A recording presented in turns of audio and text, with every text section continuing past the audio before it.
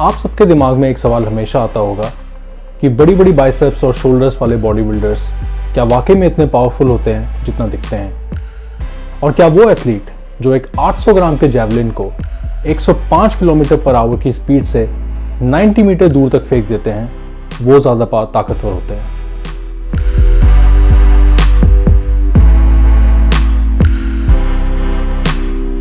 और यही आज का मेरा सवाल, कौन है ज़्यादा पावरफुल, एक बॉडी बिल्डर या फिर एक एथलीट?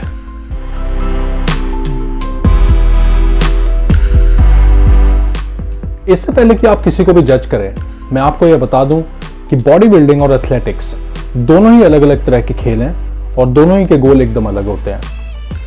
बॉडी बिल्डिंग का एम होता है मसल ग्रोथ, यानी कि मस्कुलर हाइपरट्रॉफी, जिसमें यह जरूरी नहीं है कि मसल ग्रोथ के साथ साथ आपकी स्ट्रेंथ भी बढ़े।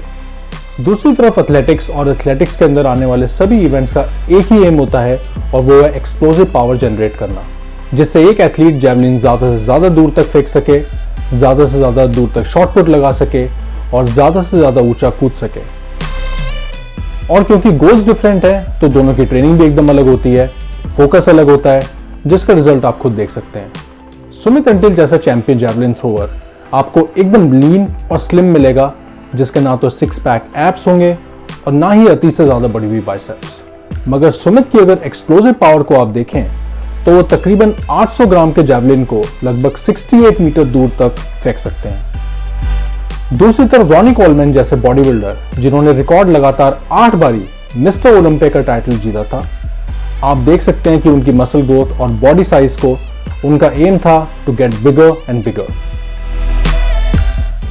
उन्होंने साल 2003 में लगभग 362 किलो की डेडलिफ्ट लगाई थी और उस टाइम उनका खुद का बॉडी वेट लगभग 136 किलो था।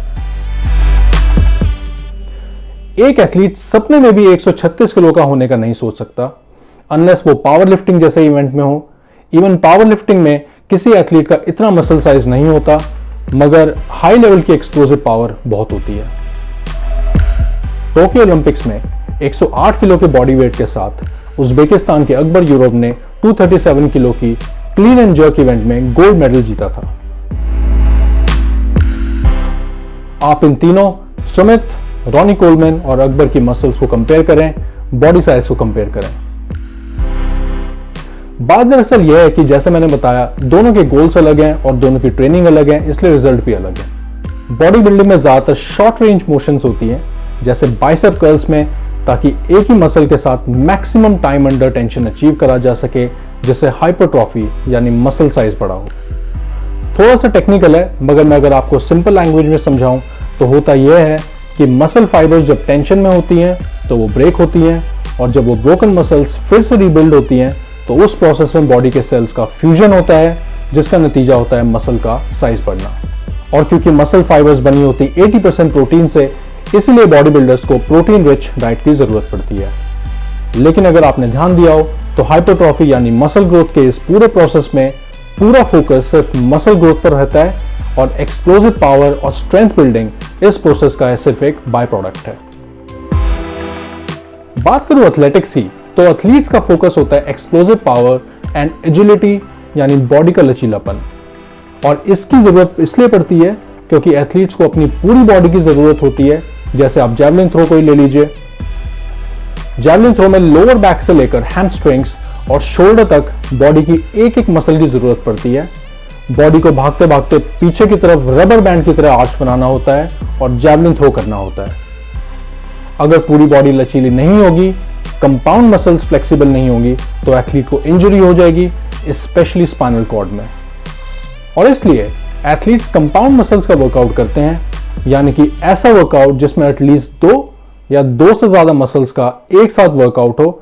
मगर बॉडी बिल्डर्स करते हैं ज्यादातर आइसोलेशन एक्सरसाइजेस, जिसमें सिर्फ एक मसल वर्क होती है, जैसे बाइसेप कर्ल या हैमर कर्ल।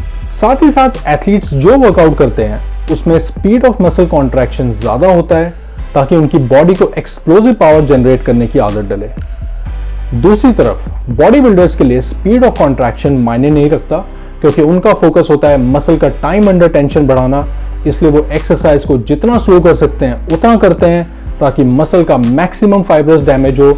जितना डैमेज उतनी ही मसल ग्रोथ। लेकिन इस वजह से मसल्स हार्ड हो जाती हैं और उनकी फ्लेक्सिबिलिटी कम रहती है, और इन सब का नतीजा यह होता है कि एथलीट्स के पास ज़्यादा फ्लेक्सिबिलिटी होती है, ज़्यादा एक्सप्लोसिव पावर होती है।